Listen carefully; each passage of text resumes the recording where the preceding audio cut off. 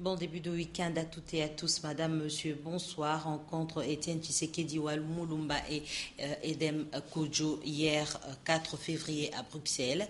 Ce matin, dans un communiqué, le président de l'Union pour la démocratie et le progrès social a donné les 5 raisons de son refus de participer au dialogue sans la médiation des Nations Unies. Il s'agit entre autres de sa convocation unilatérale par le président de la République, Joseph Kabila, son attachement pour l'alternance démocratique au pouvoir en 2016, sa détermination à ne pas violer le pacte républicain de Sun City qui fonde la Constitution du 18 février 2006.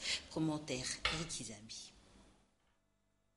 Jeudi 4 février 2016, entre 15h45 et 17h45, soit pendant 2 heures de temps, Edem Kodjo, envoyé de l'Union africaine pour la facilitation de la tenue du dialogue en RDC, a été reçu à Bruxelles par Tshisekedi Walumulumba, président de l'UDPS.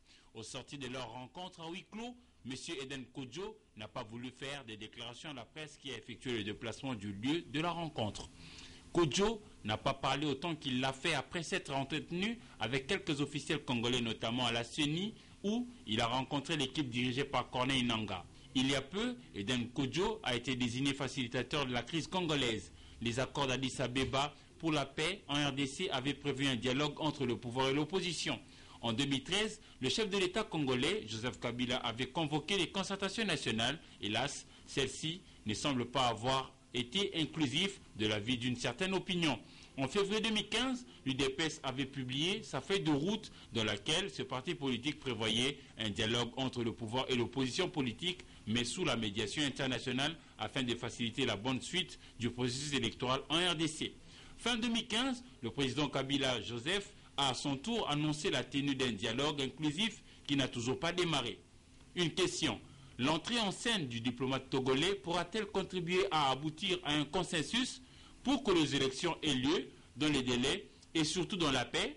À cette question, seul Dieu sait et peut-être que l'avenir nous en dira plus. Second titre de l'actualité, la Commission électorale nationale indépendante va lancer le 10 février prochain l'appel d'offres publiques à l'échelle internationale pour l'acquisition de matériel en vue de l'enrôlement des électeurs en République démocratique du Congo. Ce vendredi 5 février, le bureau élargi à la plénière et les experts de la MONUSCO ont approfondi l'examen de textes à soumettre aux intéressés. Encore une fois, Eric Izambi. Une réunion extraordinaire à l'Assemblée plénière de la CENI avec, outre les 13 membres que compte l'organe de prise de décision de la centrale électorale, la MONUSCO et les délégués du projet d'appui au processus électoral en République démocratique du Congo. Il s'est agi de scruter les documents relatifs à l'appel d'offres internationales publiques pour l'acquisition de kits d'identification et d'enrôlement des électeurs en vue de produire des cartes d'électeurs pour tous ceux qui jouissent du droit de vote au Congo-Kinshasa et la fourniture des générateurs sources d'énergie pour cette vaste opération. Sous la direction de Corneille Nangaa, président de la Commission électorale nationale indépendante, les membres de l'Assemblée plénière de la CENI ont passé vendredi 5 février 2016 en revue plus de 100 pages de textes devant faire l'objet de l'offre qui permettra à la République démocratique du Congo d'acquérir le matériel nécessaire pour le lancement de l'opération d'identification et d'enrôlement des électeurs congolais. Par le responsable numéro 1, Corneille Nangaa, la CENI confirme que cet appel d'offres international public pour l'acquisition des kits d'enrôlement sera lancé mercredi 10 février 2016. L'actualité en République démocratique du Congo, c'est aussi le séjour du Premier ministre Augustin Matata Ponyo au Caire en Égypte depuis hier jeudi 4 février 2016. Il a été respectivement reçu par son homologue égyptien Sharif Ismaïla et par le président du Parlement. Matata Ponyo a ensuite pris part à la signature des quelques accords entre la République démocratique du Congo et l'Égypte. Commentaires et images de la presse de la primature. Cette visite procède de celle effectuée par le chef de l'État en Égypte au mois d'août dernier. En foulant le sol du pays des pharaons, le Premier ministre Matata Ponyo est venu concrétiser le partenariat constructif avec l'Égypte. L'axe Kinshasa-Le Caire se trouve ainsi renforcé par la signature d'un certain nombre de protocoles d'accord, portant notamment sur le barrage hydroélectrique d'Inga, les énergies renouvelables, le tourisme, le mémorandum d'entente de coopération entre le secrétariat général du gouvernement et la primature égyptienne, les petites et moyennes entreprises et l'artisanat. Matata Ponyo Mapon et son homologue égyptien ont fait également le tour des questions d'intérêt commun et ont dégagé une identité des vues à convergence. Une rue seulement sépare la primature du Parlement égyptien. Le Premier ministre congolais a franchi ce pas en se faisant recevoir au Conseil des députés où il a rencontré le président du Parlement égyptien, avant d'être l'invité du Centre des informations et d'appui des décisions, une sorte de laboratoire devant orienter les choix des politiques nationales. Le séjour de travail du Premier ministre congolais en Égypte prévoit ce week-end la visite au nouveau canal de Suez. Et justement, on reste au Caire en Égypte où le Premier ministre a consacré sa deuxième journée à la visite de ce site, tel que dit dans son reportage du canal de Suez. Et cette fois-ci, c'est Jean-Louis Miaswekama qui nous en parle. Le Premier ministre Matata Ponyo s'est rendu le 5 février 2016 à Ismaïlia. Cette journée a été exclusivement consacrée au canal de Suez, complexe industriel qui fait la fierté de l'Égypte. Le chef du gouvernement congolais a été accueilli sur ce site par le responsable du canal. Ce dernier l'a conduit dans la salle de conférence où un film retraçant toute l'histoire de ce site gigantesque a été projeté.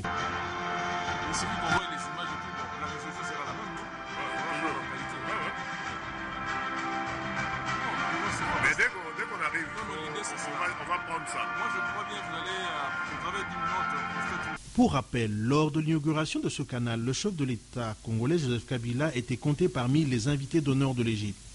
Le point d'orgue aura été le nouveau canal de Suez, un projet pharaonique réalisé en une année sur les 3 ans prévus et avec la contribution des citoyens égyptiens. Une randonnée sur le nouveau canal a permis de prendre la juste mesure de ce site gigantesque.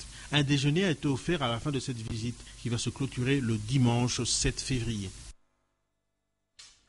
Et en bref, le vice-premier ministre et ministre de l'Intérieur, Évariste Bochab, a lancé ce vendredi 5 février à l'hôtel Sultani la campagne de l'inspection industrielle. C'était en présence du ministre de l'Industrie, Germain Kambinga. Les inspecteurs de l'industrie ont reçu des mains du professeur Évariste Bochab l'ordre de mission collective pour visiter les différentes industries basées à Kinshasa et en République démocratique du Congo en vue de s'assurer de l'application des normes en matière industrielle telles que définies par la législation nationale congolaise. Domo Mat et Djouzen Belebele reviendront dans nos prochaines éditions avec force détail. Et puis, il y a cette bonne nouvelle pour la population congolaise habitant à Bunia. Ils peuvent désormais se procurer le passeport à puce à un prix de $185 américains comme fixé par le gouvernement. Nous y reviendrons dans nos prochaines éditions avec force détail. L'eau et l'énergie, thème choisi pour le Forum international de l'eau tenu au Fleuve Congo Hôtel du 3 au 5 février. Plusieurs recommandations ont été formulées à l'issue de ces assises par les participants en vue de l'amélioration de la qualité de l'eau, l'hygiène et l'assainissement. L'organisation de ces assises du Fleuve Congo Hôtel a connu l'appui considérable de l'UNICEF République démocratique du Congo. Reportage de Willy Kacha. Le secteur de l'eau est considéré à juste titre comme hautement prioritaire et son développement continue à requérir une attention particulière de la part du gouvernement de la République. Par ailleurs, les objectifs de développement durable proposés par le groupe de travail ouvert des Nations Unies, le gouvernement de la République s'engage d'ici 2030 à garantir à tous les Congolais l'accès à des services d'approvisionnement en eau et d'assainissement. Ceci afin d'assurer une gestion durable des ressources en eau. C'est aussi l'une des recommandations du Forum international de l'eau clôturé ce jeudi à Kempeski, Fleuve Congo Hôtel. Nous sommes là, dans un pays où nous avons l'eau, nous avons l'énergie, donc nous avons là les deux éléments qui permettent d'améliorer l'hygiène et d'avoir un assainissement qui garantisse une bonne santé. Donc c'est un forum important. Le souhait est que dans les années à venir, je crois que l'année prochaine, il se tiendra un autre forum. Le souhait est que d'ici là, qu'il y ait le taux de desserte d'eau potable s'améliore. Il s'est de signaler que les recommandations issues de ces forums vont apporter un certain progrès dans les secteurs de l'eau, de l'hygiène et de l'assainissement. Et puis le 4 février de chaque année, le monde entier célèbre la journée mondiale de lutte contre le cancer. À cette occasion, l'Alliance biblique, en collaboration avec la clinique du Sein Nouvel Espoir, a organisé une campagne de sensibilisation à l'intention des femmes pour la prévention des cancers au sein et de l'utérus. La manifestation s'est déroulée dans la maison de la Bible à La Gombe. Laetitia Ngwadi, Anne-Marie Ossite. Plusieurs jeunes filles et femmes peuvent être touchées par les cancers en République démocratique du Congo. Parmi les types de cancers le plus fréquents chez la femme, on note les cancers du sein et celui du col de l'utérus. D'après des spécialistes, il y a plus de chances pour une femme d'être guérie de cette maladie lorsque le dépistage s'est fait très tôt. Le docteur Claude Nsa, médecin directeur de la clinique du sein, présent à cette campagne de sensibilisation de lutte contre les cancers, a estimé qu'avec la bonne information et une bonne prise en charge médicale, la guérison est possible. Les cancers du sein et de l'utérus peuvent également être évités. Les causes de la maladie sont méconnues, mais il n'y a que des signes, à savoir les changements de la coloration de la peau du sein, l'augmentation ou la diminution du volume du sein, une plaie qui ne se cicatrise pas au niveau du sein, l'aspect orange de la peau, la présence d'une ou plusieurs boucles dans le sein, la douleur dans les seins, des écoulements mammaires, les ganglions axillaires ou oseilles. Les femmes ciblées pour les dépistages sont âgées de 30 à 45 ans. Pour prévenir la maladie, il est conseillé de manger beaucoup de légumes, de fruits, de poissons et éviter de beaucoup manger de la viande rouge car la santé n'a pas de prix, dit-on. Tout à fait autre chose dans ce journal. 168 dossiers sinistres ont été payés par l'assureur national comme tous les jeudis. Hier 4 février, on a payé les assurances vie incendie automobile et cette activité de paie a eu lieu dans l'enceinte de la direction générale de la SONAS à Kinshasa en présence de Don Momat et Willy Kacha. 3 branches d'assurance ont fait ce jeudi l'objet de la paie et l'appurement des 168 dossiers sinistres à la SONAS. Il s'agit de l'assurance vie, incendie et automobile. Les bénéficiaires ont apprécié la qualité et la rapidité des agents payeurs désignés pour indemniser les victimes des sinistres. Je suis content parce que la SONAS m'a payé pour les sinistres que j'ai connus. En tout cas, tout s'est bien déroulé dans la transparence. L'occasion pour moi de faire un appel à tous les Congolais afin que chacun, où il est, accorde une grande importance à l'assurance pour qu'en cas de problème, l'assureur national puisse intervenir comme ça se passe sous d'autres cieux. La paie des dossiers sinistres est une réalité à la SONAS. Il suffit seulement de souscrire à une police d'assurance pour se faire payer en cas de sinistre. L'opération des paies s'est déroulée en toute transparence et au même moment sur toute l'étendue du pays. Vrai ou faux sur une quelconque vente des bus Transco? Une enquête a été menée par la rédaction d'Antena à ce sujet. Pour en savoir plus, il s'avère qu'il s'agit d'une fausse rumeur, comme l'expliquent nos reporters après vérification. Il s'agit d'Afrika Mujinga et Willy Kacha. Aucun bus Transco n'est vendu comme certaines personnes l'affirment. Le fait de voir des affiches publicitaires collées sur ces bus de transport en commun ne signifie pas que l'État propriétaire les a vendus. Surtout, s'est transformé en vendeur de bus que ces engins utilitaires ont été acquis avec l'argent des contribuables congolais. La rumeur selon laquelle les bus Transco auraient été vendus n'est pas en fait qu'une mauvaise campagne orchestrée contre cette société de transport en commun, à en croire les agents de Transco. L'affichage de la publicité sur les bus et aux abribus a été bel et bien annoncé à l'avance. Cette publicité entre dans le cadre d'un partenariat avec certaines entreprises de la place, mais certains Kinois le voient d'un mauvais œil. L'annonce de cet affichage a été faite au mois de septembre de l'année dernière au cours du salon Expo organisé à la place de l'Unité nationale ex-royale. Ces mini-salons qui s'est tenu pendant 2 jours avaient pour objectif d'attirer les annonceurs et aussi de préparer la population à cette innovation qui vise entre autres la promotion de l'emploi en RDC.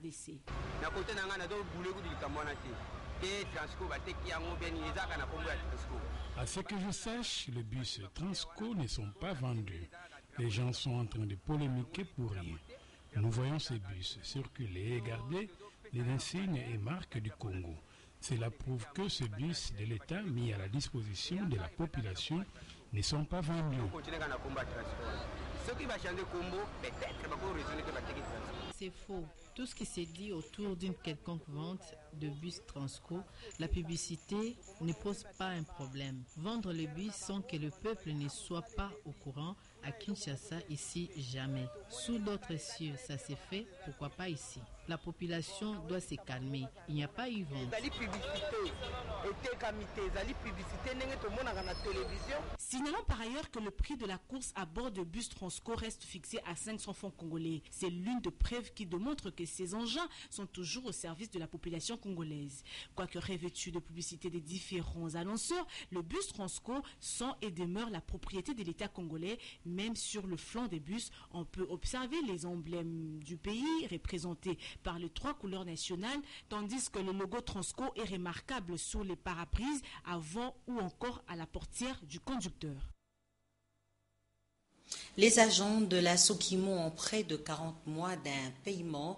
Leur directeur général Jean-Baudouin Codrovel s'est rendu sur place pour se rendre compte de cette situation. Trésor Mouyumba, notre correspondant, a été joint par Natacha Bomongo.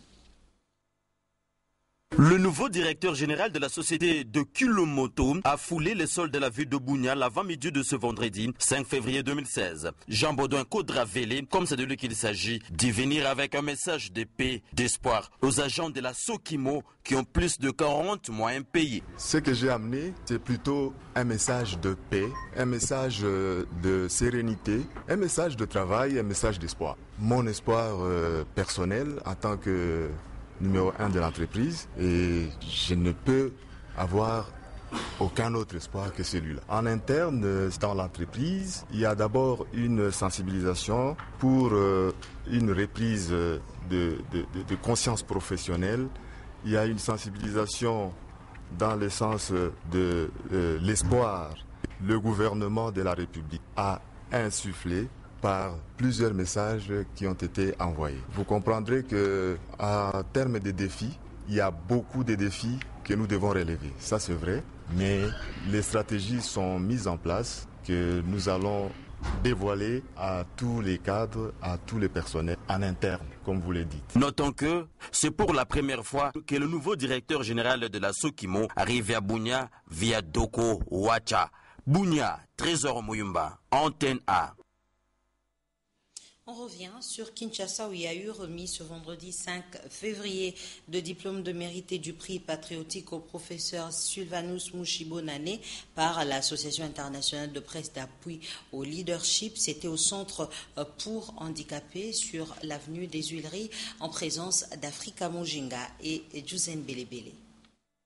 C'est au regard à ces prestations distinguées et des loyaux services rendus à la nation congolaise dans différents domaines de la vie que le professeur Sylvanus Mushibonane s'est vu décerner ses diplômes de mérite et ses prix du patriotisme. L'initiative est de l'Association internationale des presses d'appui au leadership. Son président Jean-Godé Moutumbu a relevé les motivations et les raisons qui ont milité pour ce choix. Tout est parti de ces précieuses contributions liées notamment à l'encadrement de la jeunesse. Et il encadre aussi la jeunesse congolaise, notamment quinoise, et celles qui font leurs études à l'UNIKIN. Ému, le professeur Mushibonane a apprécié ces gestes. Un sentiment de très grande satisfaction parce que ce n'est pas un diplôme recherché par moi.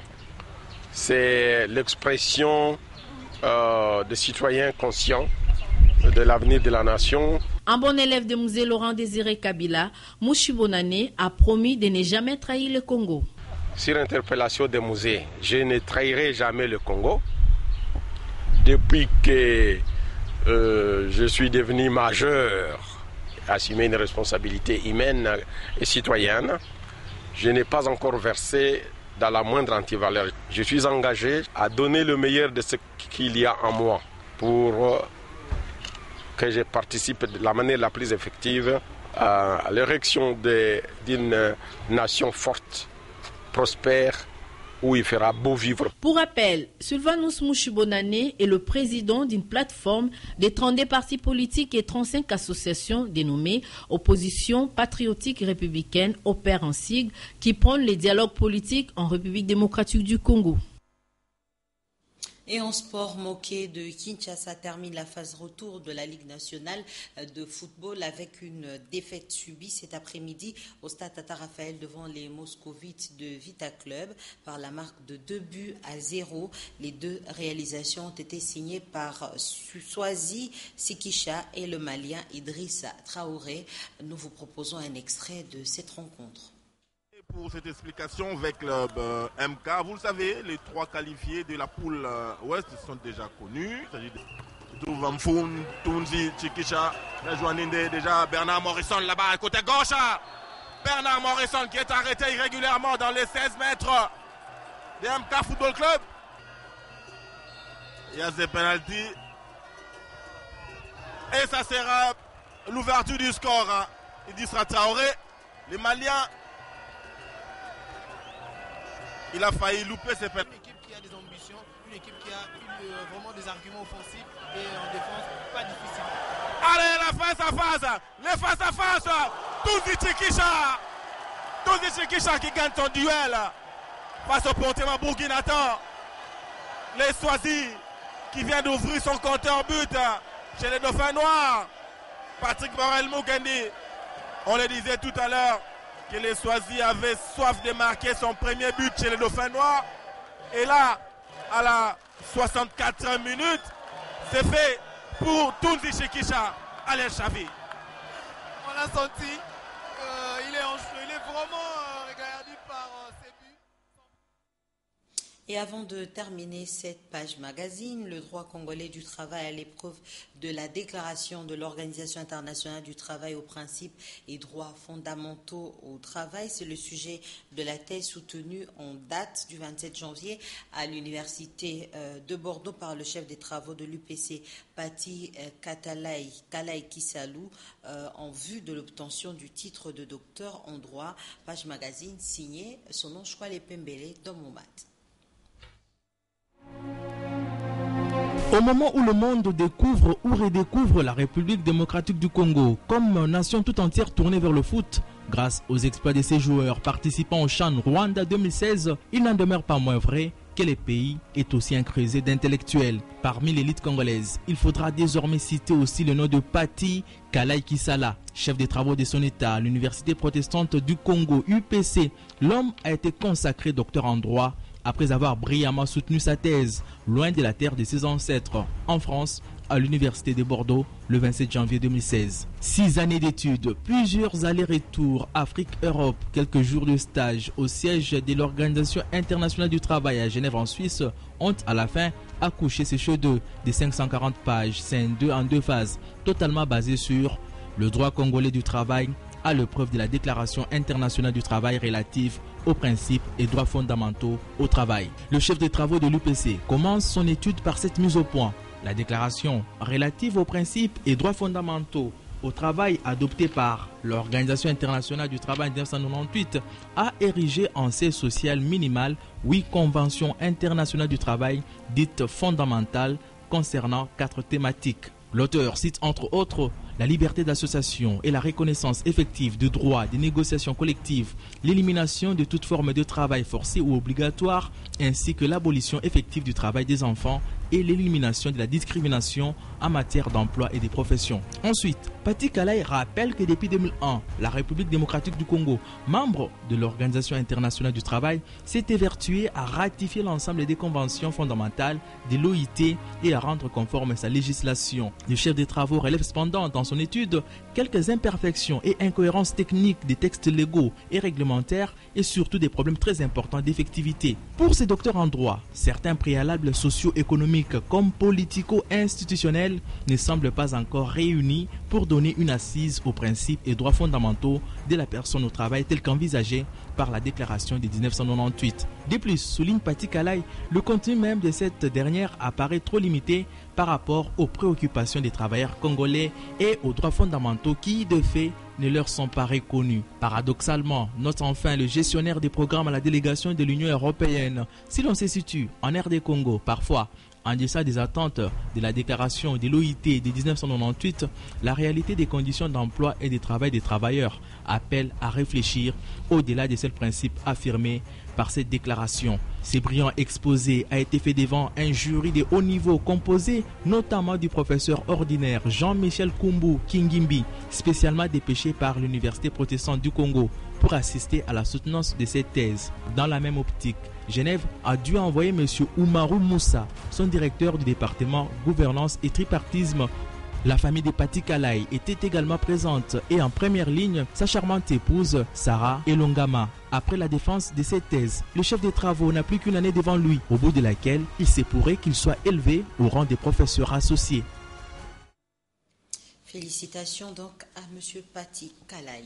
Nous allons lire les journaux parus ce vendredi dans la capitale. Revue de presse, sélection et commentaires, Sylvie Fortuné Mboula.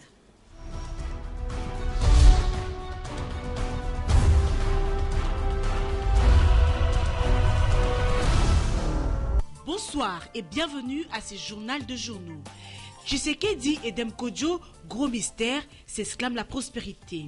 Le quotidien renseigne que les diplomates togolais désignés par l'Union africaine, facilitateur du dialogue national en RDC, a rencontré, comme annoncé, Etienne Tshisekedi à Bruxelles ce jeudi 4 février. Au sortir de l'audience, Edem Kodjo s'est montré très peu bavard.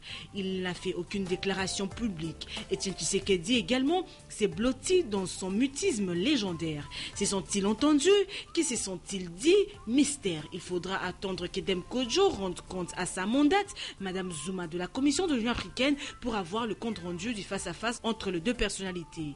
Ou alors que les langues se délient à la présidence de l'UDPS. La tempête de tropique renchérit Edem Kodjo muet après sa rencontre avec Tshisekedi. Cette rencontre qui a duré 2 heures, soit de 15h47 à 17h47, s'est déroulée dans une ambiance cordiale où les deux personnalités ont échangé sur la situation politique en RDC dans son ensemble, particulièrement autour du dialogue politique en vue de baliser la voie selon son initiateur aux élections à venir au pays de Lumumba. Les refus de faire une quelconque déclaration à la presse peut être stratégique pour Edem Kodjo qui préfère garder sans nul doute la primeur à la présidente de la Commission de l'Union africaine à qui l'a mandaté. Pour le Sphinx délimité, le dialogue politique devrait se tenir conformément à l'accord cadre d'Addis Abeba et aux résolutions des Nations Unies sous la facilitation internationale. Changeons des registres pour parler du processus électoral. Le Dépêche de Brazzaville rapporte les réquisitoires du MLC contre la Commission électorale nationale indépendante.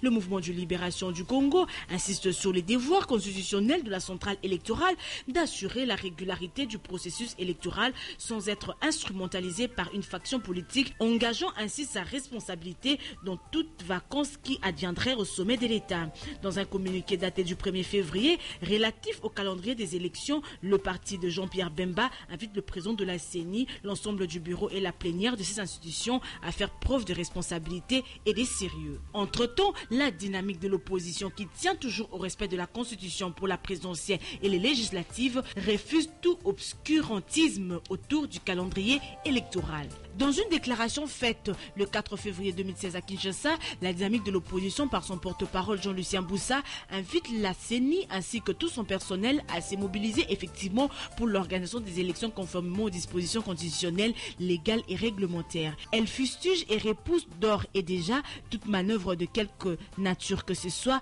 de la part de la Commission électorale nationale indépendante, car le peuple congolais ne l'acceptera pas, souligne Jean-Lucien Boussa. Mesdames et messieurs, cette revue de presse est terminée. Merci de l'avoir suivi et bon week-end chez vous.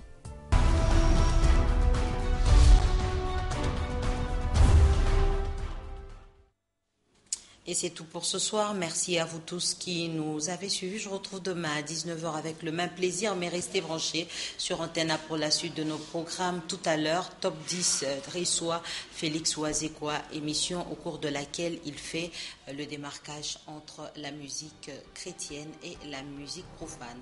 Encore une fois, bonsoir et merci à Natacha Bomongo, chef d'édition.